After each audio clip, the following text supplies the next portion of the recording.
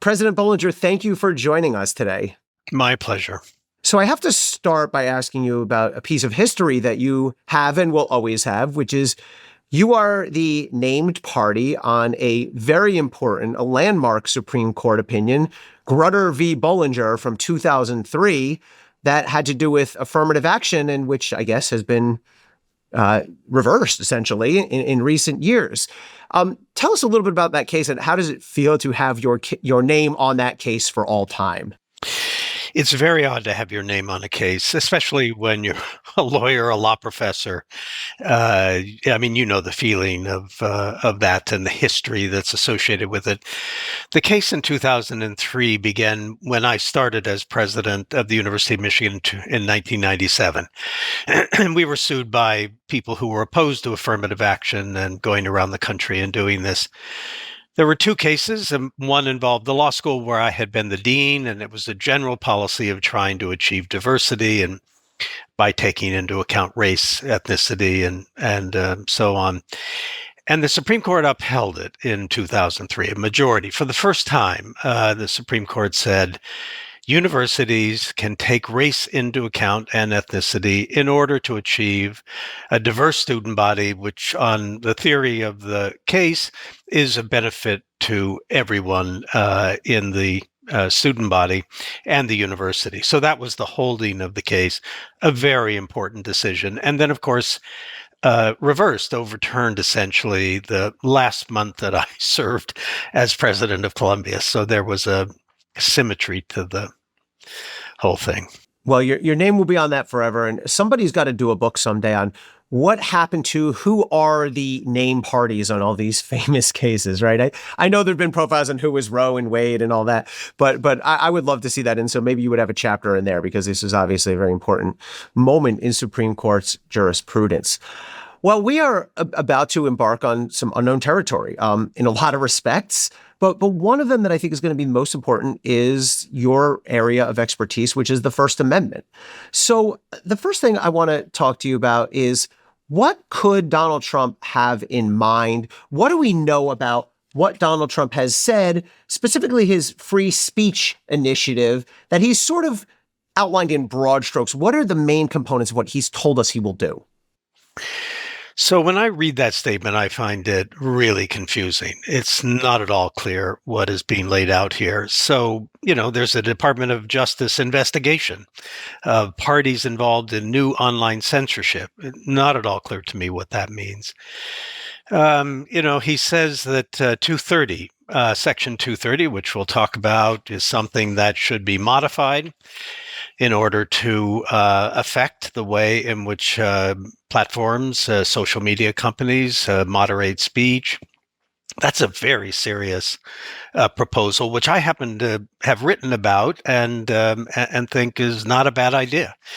And then there are some other vague issues here, like breaking up the entire toxic censorship industry.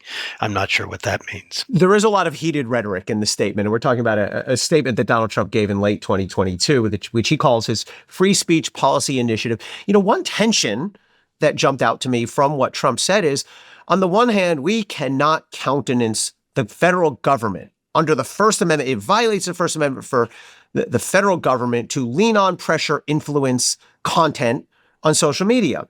On the other hand, Donald Trump basically says we're going to have a Bureau of Misinformation that's policing this stuff, right? I mean, there's an obvious tension there. Right. Well, it's not the first time there would be a contradiction in what is said, but that certainly sounds like a contradiction. Yeah. Well, let me put it to you this way. So there's been a separate case making its way through the courts that eventually, on a procedural basis, reached the Supreme Court, where the plaintiffs had sort of carefully selected their forum and made the argument in the district court and made an argument that mostly the Biden administration, although it actually extends beyond the Biden administration, had violated the First Amendment because they had pressure, jawbone, there's different terms of art here, but leaned on social media companies to moderate their content, specifically with respect to a few things, but largely COVID and to an extent Hunter Biden. Tell us about those cases, and do you think that there's any legal merit to that type of claim? So the First Amendment obviously is applicable to government censorship. That's what it's all about. Private censorship is not covered by the First Amendment, as you know. So what constitutes government censorship? Obviously, if the Congress passes a law and it says that people will not be able to say X, that's a classic First Amendment question. Lots of exceptions, so it may fit into that. Anyway, there's a whole jurisprudence. But what if the government doesn't pass a law, but they call up the editor of a newspaper or owner of a platform, a social media platform, and they say, you should not be saying these things in your publication. And if you do, we will take the following steps. Well, in one sense, that can be very helpful because the government has views about things. They know and should have rights of speech. And in fact, they're recognized under the First Amendment as having speech rights. So the more speech, the better. There's nothing wrong with that. On the other hand, the government has enormous power. And if they wield that power in certain ways that it constitutes a threat, then that's the equivalent of censorship. And so the question always is, in that vague area of government speech versus threats, where is the line and how do we determine it? In this case, not a threat. So there is a line, though. There is some limitation, you believe, imposed by the First Amendment on the right of the government, the ability of the government to call up Twitter and say, hey, you have a lot of posts that are putting this out there that we think is wrong and dangerous. It sounds like if you had to articulate the line, it's where we cross over into threat of some governmental action or consequence. Am I articulating that right? Yeah, I think that's right. Obviously, there are very few cases on this, and the courts have not been clear, as they often are not, about how to think about the line in something that's very, very fuzzy. But that is essentially the way it's articulated. Do you think, so when this case reached the Supreme Court, they got rid of it on procedural grounds. They said there's no standing. The person who brought the lawsuit didn't have a cognizable legal injury. Do you think, given what we know about the U.S. Supreme Court, and we're sort of reading between the lines here, do you think there's an appetite to take on these sort of tricky First Amendment questions as we look ahead to future terms? I do. I mean, I think you can look at affirmative action, which we began talking about. You can look at abortion and the Dobbs case. You can look at the voting rights cases. And what you see in all those cases, including Citizens United and campaign finance, that this court is not just willing, it's eager to take on big cases and to find its own results. And if other precedents stand in the way, they've been shown to be quite willing to push them aside. Yeah. This court has not been shy. I think we can say that much. I think that's right. They've not been in the lowercase c conservative, right? They've not been sort of cautious and guided. They've been quite aggressive. You mentioned earlier Section 230. So this is one of these phrases. I know that our listeners are thinking, oh my gosh, I'm always hearing about Section 230. Can you give us a broad level overview of what on earth this thing is? Where did it come from, and why is it so important? So I can try. Go back to the 1990s.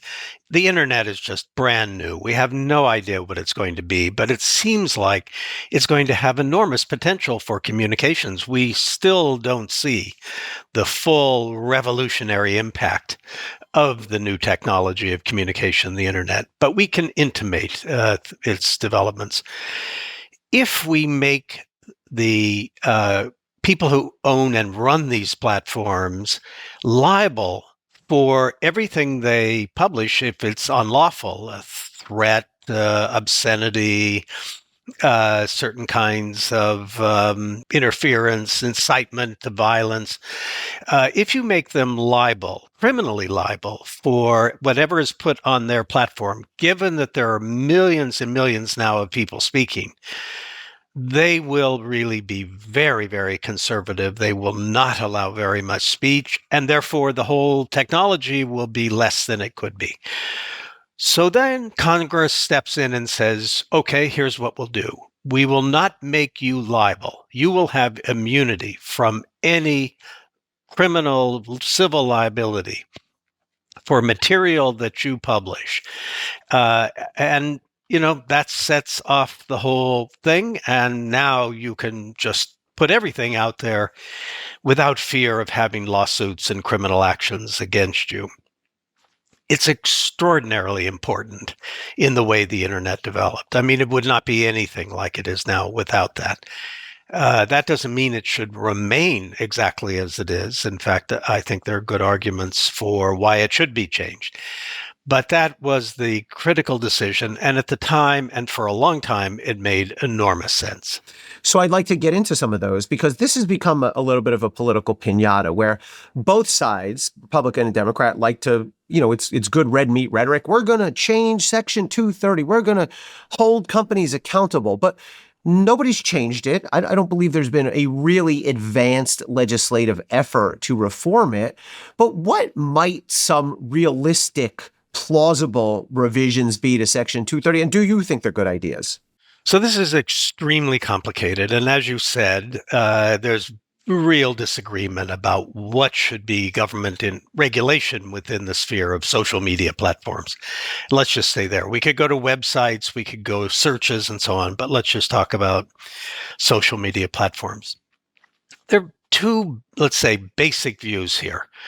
One is we'll keep Section 230, but you have to put everything on. It's like a common carrier. It's like the telephone. And therefore, you can't exercise any editorial control, curation, content moderation at all. That's one type of model. Another type of model would be, look, we're really concerned about the certain kinds of speech you are including, a lot of misinformation, a lot of distortion that in public debate that happens, foreign interference in our elections and in our public debates, hate speech. I mean, this is a very serious development here, brand new, and we're very worried about the propagation of really bad speech. If you go to the New York Times, they will not intentionally publish false statements of fact. They will reject a politician's advertisement if it contains obviously false material. The social media platforms will not exercise any kind of control over that. Maybe they should. So one way in which people say, and I've argued this myself, there should be more content moderation. They do have content moderation policies, but they don't live up to them as well as they should. Maybe Section 230 should be conditioned on having self-regulation of their content moderation policies to make sure they live up to them. You could have a self-regulatory organization, like many industries do, that help to apply that, and you could have a government agency that oversees it. But it would not be direct government intervention.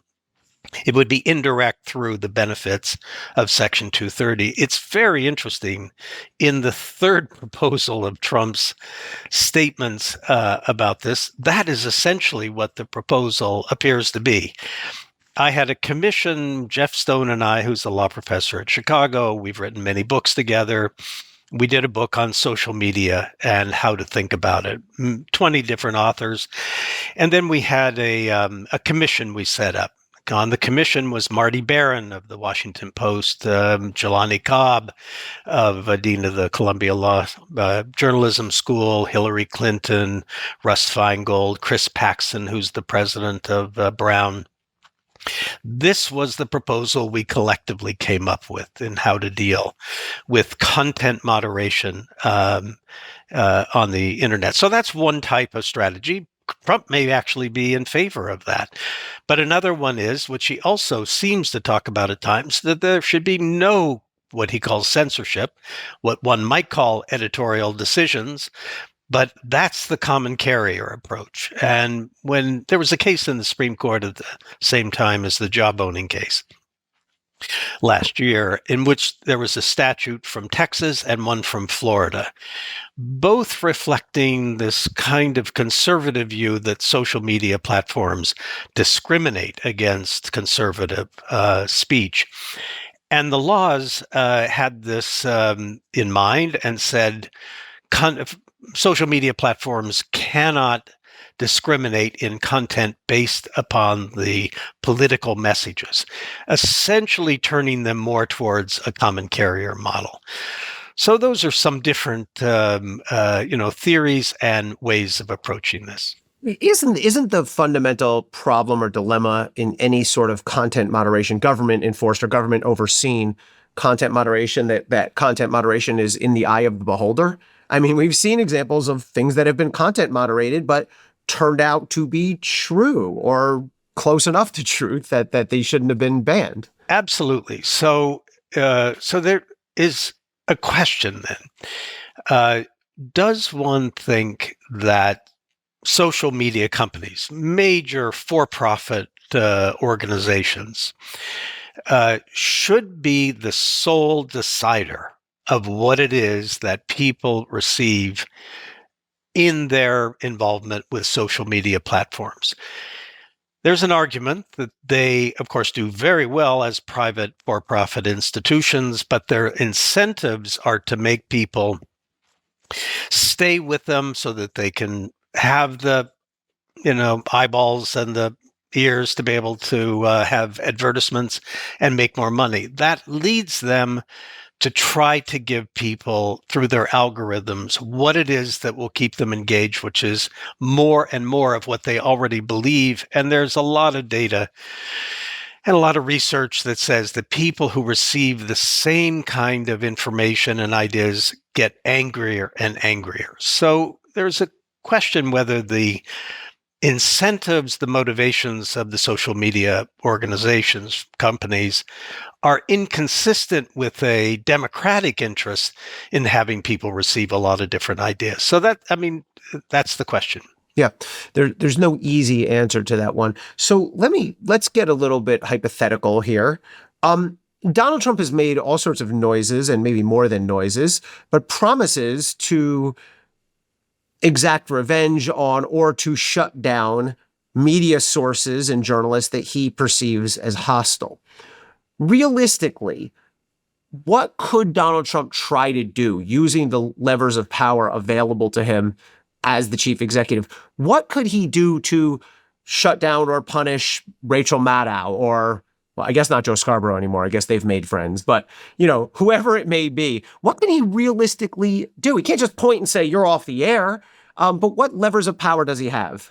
Right. So here it depends upon, I think, the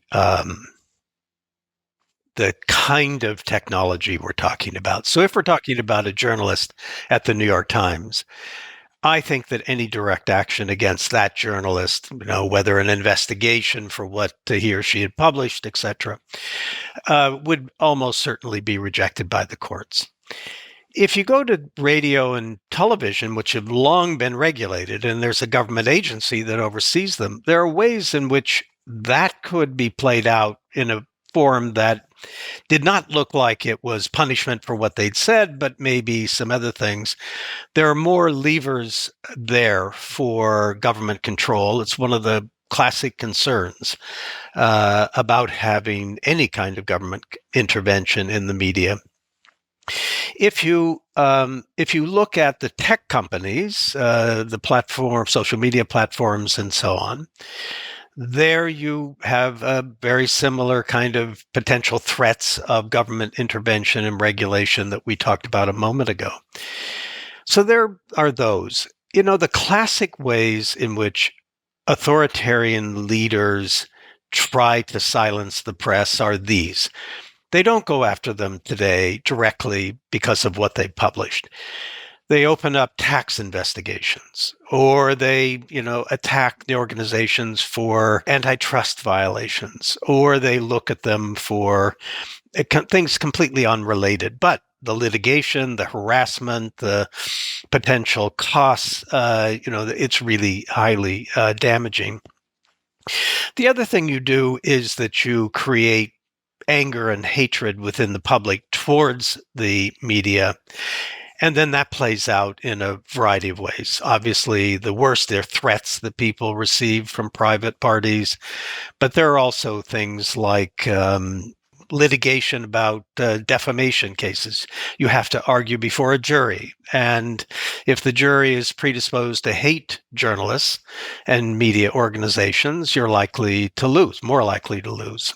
So there are various ways, but direct confrontation in violation of the First Amendment, I think, is unlikely since the First Amendment is so strong today. It's interesting. The agency you referenced was, of course, the FCC. I think there's a lot of misunderstanding out there about what exactly the FCC can and cannot do. I think sometimes people think of it, and I don't fully understand, so I'll ask you to explain. But I think there's a perception out there that the FCC has licensed various networks and can just say, "Whoop, we don't like that. We pull your license. You're off the air." I assume that's not quite correct and it's not that simple, but I'll leave it to you to explain to us what they can and can't do. Sure. So it's not that simple, but so it goes back to 1934 and the passage of the Federal Communications Act. That set up the FCC to oversee licenses and content to some extent for radio and then TV stations. Every 8 years, 7-8 years, if you have a license to run a TV station, you have to go back for renewal. In order to achieve a license and to have renewal, you have to show a variety of things. Part of that is that you have served your local community. You've done that by covering public issues.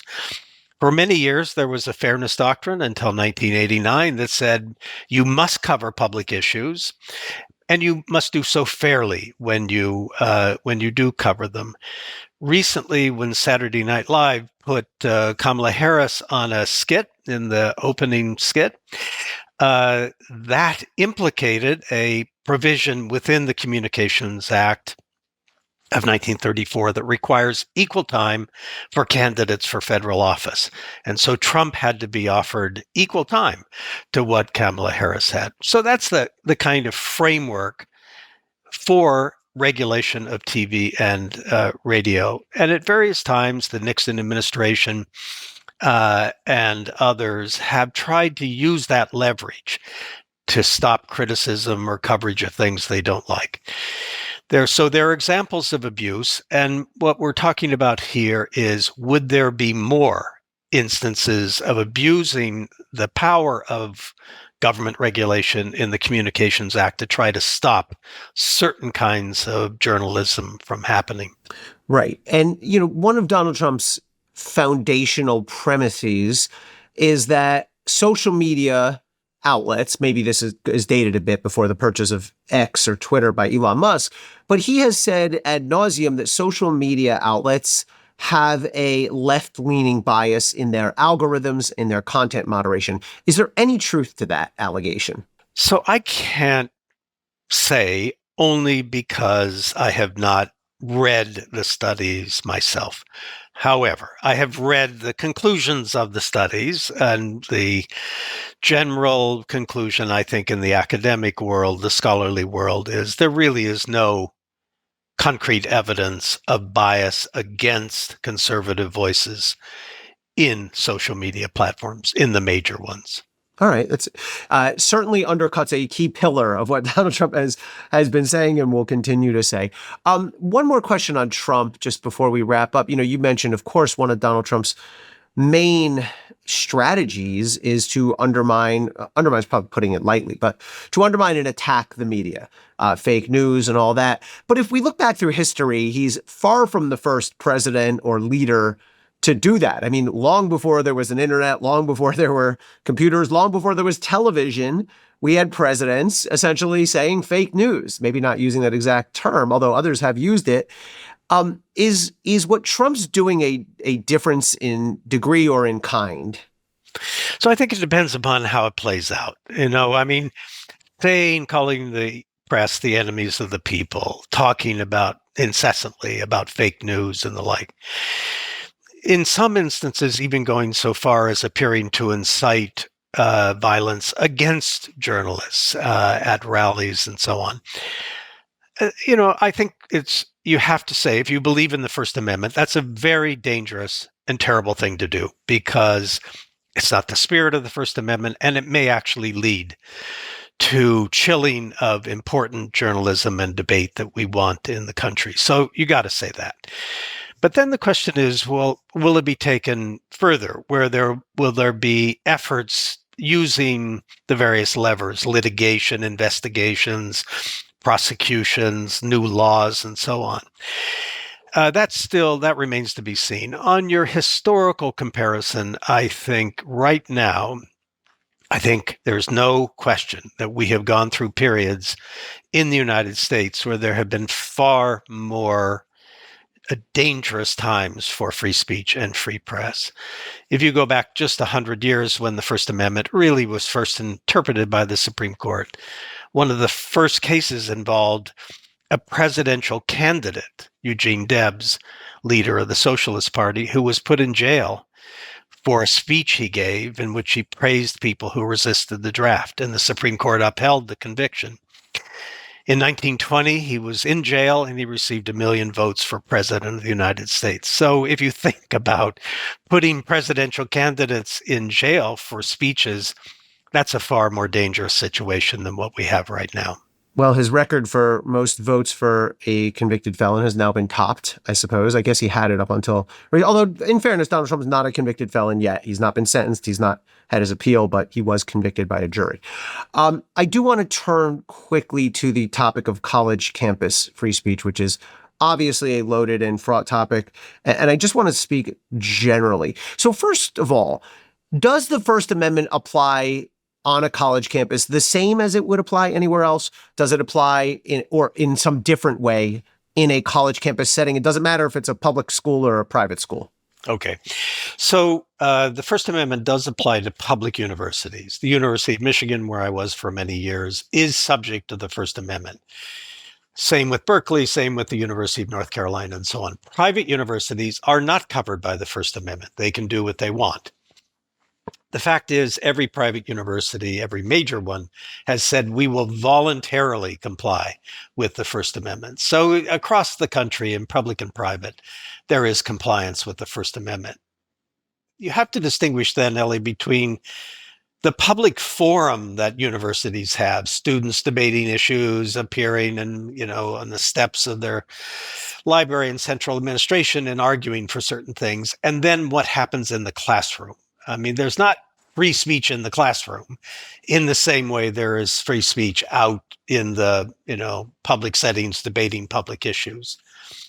But in that setting of debating public issues on university campuses, both public and private are trying to live by the First Amendment. I think what we've seen over the past year is just a lot of confusion about what that means. And people not understanding what the First Amendment requires, and then people not understanding that in private universities, you can debate that. You could change it if you wanted to. And so I think there's been just a real serious lack of clarity on all those fronts, and that's been problematic for lots of reasons. It seems to me as an outsider that the hardest challenge faced by college administrators now is, where do we draw the line? We collectively draw the line between hate speech and harassment on one hand and controversial or explosive but protected free speech on the other hand. And I know colleges have been grappling with this for the last year or so. Has any sort of consensus emerged as where that line is? So I wouldn't put it that way, because let's step back. Let's say that you, as a college, either are required to follow the First Amendment or you're private and you say you will. If you then look to the First Amendment as your template, your framework for this, over the past 100 years, it has been clear under the First Amendment that hate speech is protected. Famous case, Skokie, a suburb of Chicago that had 4,000 survivors of concentration camps and World War II, and a group of neo-Nazis wanted to march through, protected by the First Amendment. A major case in the 1960s, Brandenburg versus Ohio, a group of Klan hold a meeting in which they advocate revenge against African Americans and Jews protected by the First Amendment. So hate speech, advocacy of violence is protected until just before it turns into violence. Horrible ideas, denial of the Holocaust, etc. These are protected under established cases of the Supreme Court.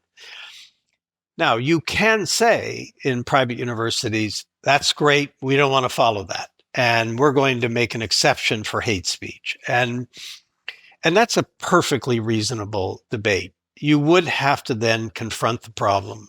What are you going to call hate speech? How are you going to determine that? And many people have backed away from that because of that problem. Important to know, finally, I would say that Europe follows a completely different path. Hate speech, neo-Nazi speech, etc., in Germany in particular, is not protected by their ideas of free speech. So America stands pretty much alone in this area, but it's a very strong consensus between liberal justices and conservative justices that should be our position. Interesting. And I don't know that we'll see any of these cases really resolved through litigation at the appellate level. I think it's more going to be campus by campus and case by case. I think that's right. So, President Bollinger, I will let you go. I have one last question for you, though, and this is going to be tough. What would be more meaningful to you, Columbia winning the Ivy League football title or Michigan repeating as national champions? Since Michigan has had that honor twice, I would go for Columbia at this point. You know the history. I think that's where I was leaning. It would mean more, I think, right? And they had they had this legendary losing streak that I remember in the 90s or the 80s or something, right? Right. And I was determined to do my part to make that never happen again.